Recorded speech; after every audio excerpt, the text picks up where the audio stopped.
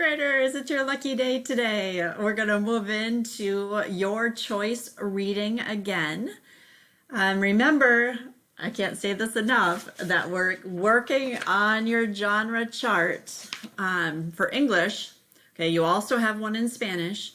So you're already in the habit of reading every day in English and in Spanish, at least 20 minutes.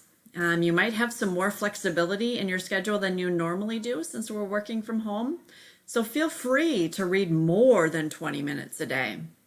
Okay, the challenge though is to meet the genre requirements.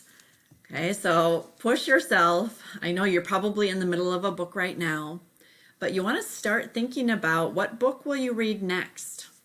Okay, you can ask friends for suggestions. They might even have books at home that they could let you use. You can ask for books from the RSI library and you can pick them up. They have certain pickup days. You could find a book on Epic. Okay, Epic has some of the Maud Hart Lovelace books, which are always fun to read, especially when they have such good reviews from other peers. You can now go to the Hennepin County libraries and check books out. And then I wish I could let you use some from our classroom, but when we come back into the classroom in November, we'll be able to share books at school as well. All right, so find the genre that you need, find your great place to read, and enjoy. Okay, we're practicing.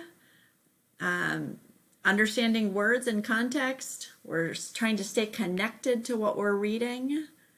Okay, and then we're always making inferences. All right, good luck, enjoy.